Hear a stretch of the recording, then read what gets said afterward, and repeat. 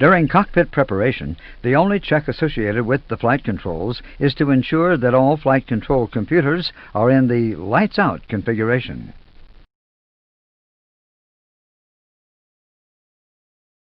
Notice that before engine start, the bank angle protection indicators are displayed in amber on the PFD. The side sticks are inoperative because there is no hydraulic power. Moving the side sticks will not affect the control surfaces.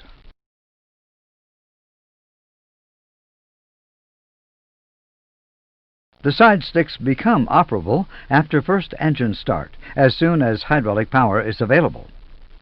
On the ground, the control surfaces respond in direct relationship to movements of the side sticks. This is the ground mode.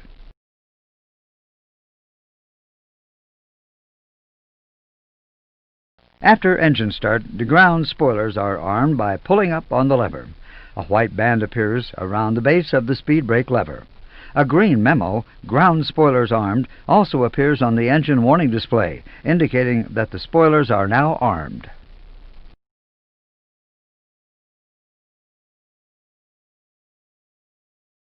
Next, the rudder trim is zeroed by pushing the reset push button.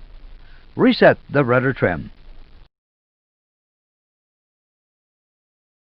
The trim is now reset to 0. This is checked on the rudder trim panel. It can also be seen on the ECAM flight control page via a blue line displayed below the rudder scale.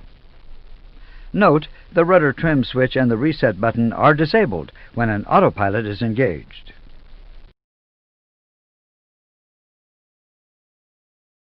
The takeoff memo normally appears during taxiing. The flaps should be set to their takeoff position, 1 plus F, 2, or 3. While the flaps are deploying, we will be looking at their indications on the EWD.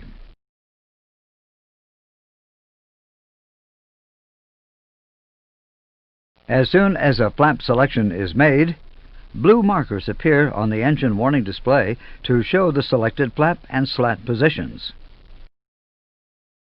A blue number shows which flap position has been selected, here 3. The word flap appears in blue.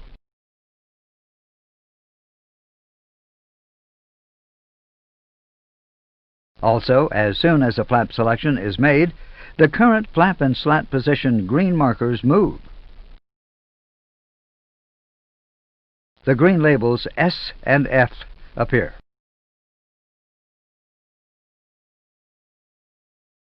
When the flaps and slats have reached their selected positions, all position indications turn from blue to green. The word flap changes from blue to white. The flap's takeoff memo on the EWD turns to green.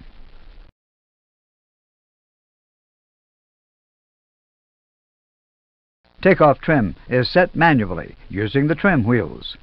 The pitch trim values are indicated on the scales beside the trim wheels. The takeoff trim has to be in the green range.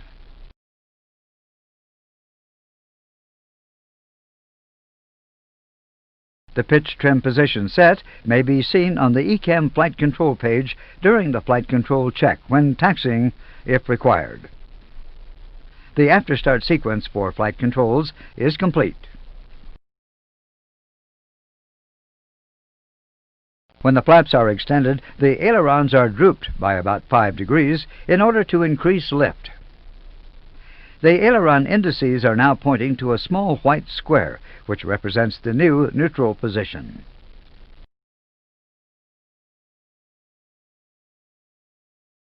A flight control check is completed at a convenient stage while taxiing.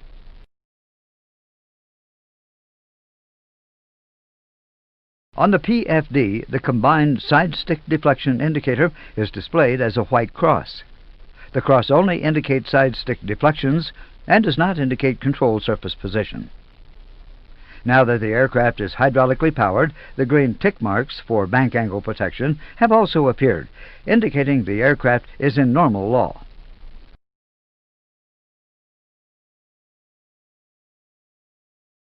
As it is not possible to see the flight control surfaces from the cockpit, the reaction to side stick or rudder pedal movement is monitored on the ECAM flight control page. The page is automatically called when either of the side sticks or either of the rudder is moved.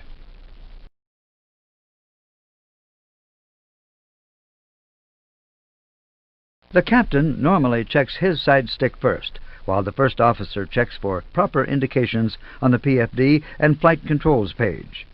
We will start the flight control check with the elevators by moving the side stick to its full back position.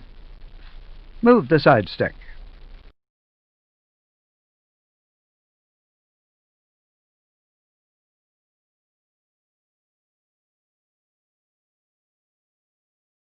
The first officer checks that the elevators have moved to their full up position. Move the side stick fully forward.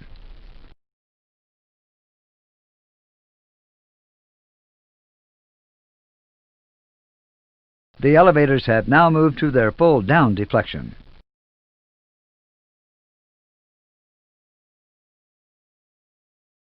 Move the side stick back to neutral.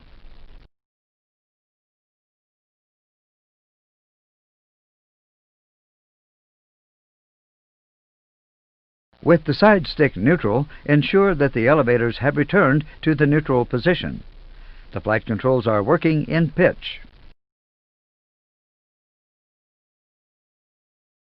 We will continue by checking the roll control. Move the side stick full left.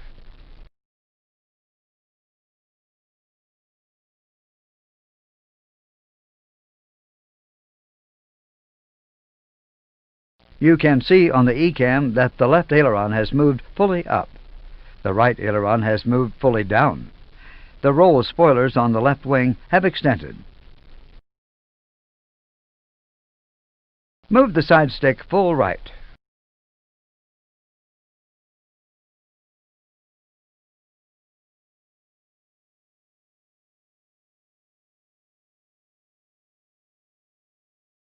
Now you can see that the left aileron is fully down, the right aileron is fully up, and the right roll spoilers are extended.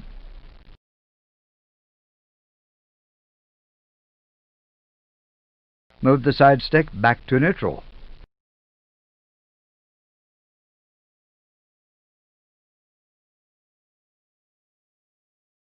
With the side stick neutral, ensure that the ailerons have returned to the neutral position and the spoilers are back in their stowed position.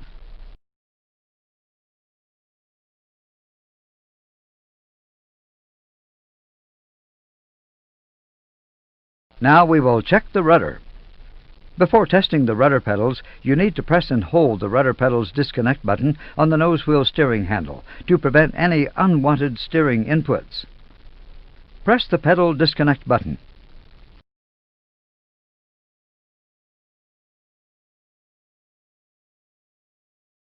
Push the right rudder pedal.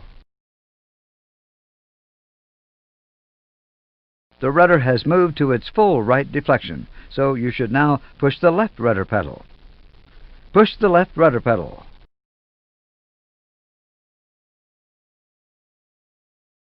The rudder has moved to its full left deflection, so the pedal should be returned to their neutral position.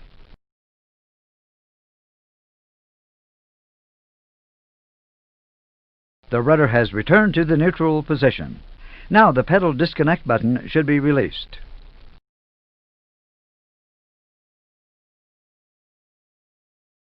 After takeoff, the direct relationship between the side sticks and the control surfaces, ground mode, is gradually blended into the flight mode.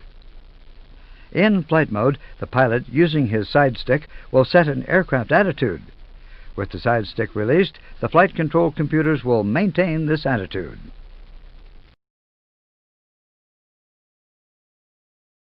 When the autopilot is engaged, the side sticks stay in the neutral position and the rudder pedals remain stationary. There is no control feedback.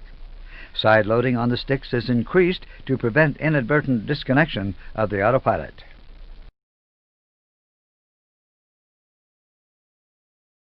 You are above acceleration altitude with the airspeed increasing. At or above F speed, minimum speed for flap retraction, the flaps can be retracted directly to flap 1. Retract the flaps to 1.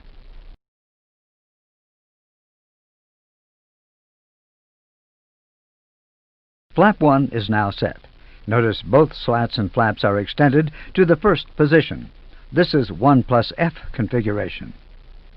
The airspeed is increasing through S speed, minimum speed for slat retraction. Flap 0 would normally be selected at this stage. To demonstrate automatic flap retraction, we will delay this action.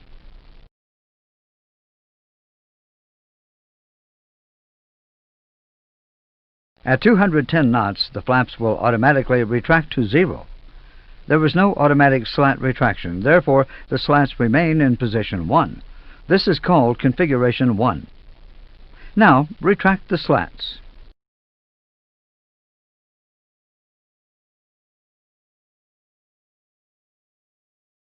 Slats and flaps are now retracted. Flap 0. This is confirmed on the EWD. Notice that the slat flap indications have been simplified.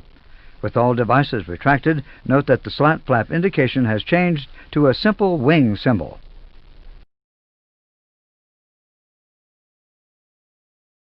During descent, the speed brake may be used to increase the rate of descent, to correct the flight profile from above, or to slow down. To use the speed brakes, you must first press down on the speed brake lever, which is spring-loaded into the retract position.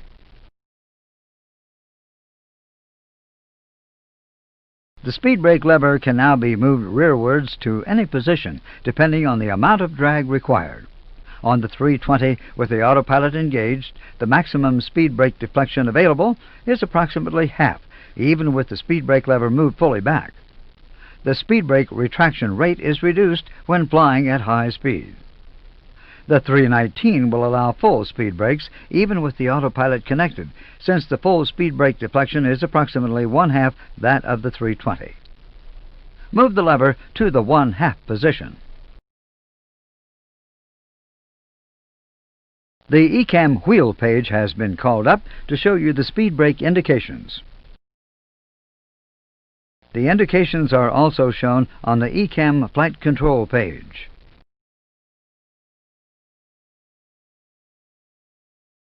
If the speed brakes are extended and there is some power on at least one engine, the speed brake message will flash amber. Retract the speed brake.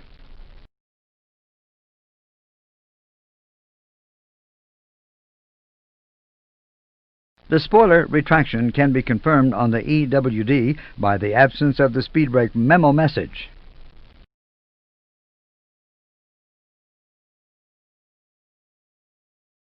We have activated the approach for you. The airspeed decreases below the maximum speed for flap extension, or VFE, shown on the speed tape by amber dashes. Select flap 1. Notice that an airborne selection from flap 0 to flap 1 deploys the slats only. You cannot select flaps 1 plus F from flap 0 in the air. The speed has now decelerated to below VFE for flaps 2. Select flap 2.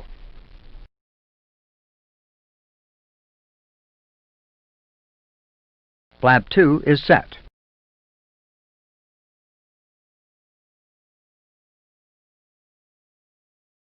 At this point, before flap 3 is selected, we have lowered the landing gear for you. Arm the spoilers. The ground spoilers are armed, which can be confirmed on the engine warning display.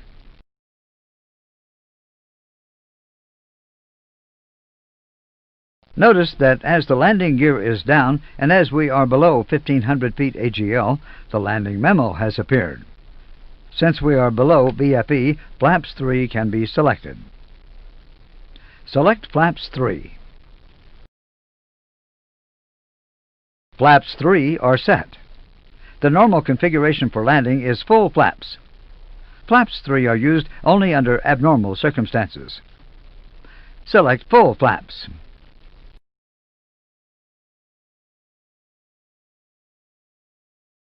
Full flaps are set, and the airspeed is stable at V approach, the final approach speed.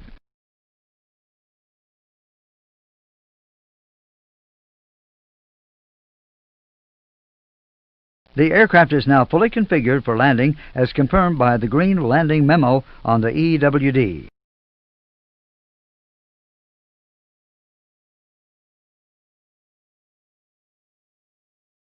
Passing 50 feet, the flight control computers memorize the aircraft attitude. At 30 feet, auto trimming stops, and the computers slowly introduce a nose-down attitude. To counteract the nose-down tendency, the pilot gently pulls back on the stick, thus flaring the aircraft. Springs inside the side stick mechanism provide the stick loading as the pilot flares.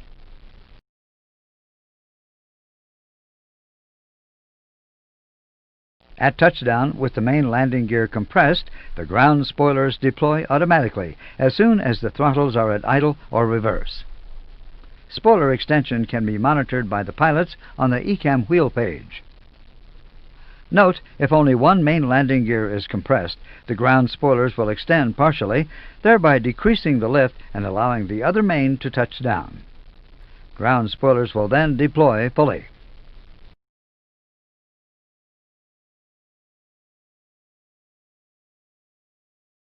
If a go-around is performed, the ground spoilers will automatically retract when the power is applied.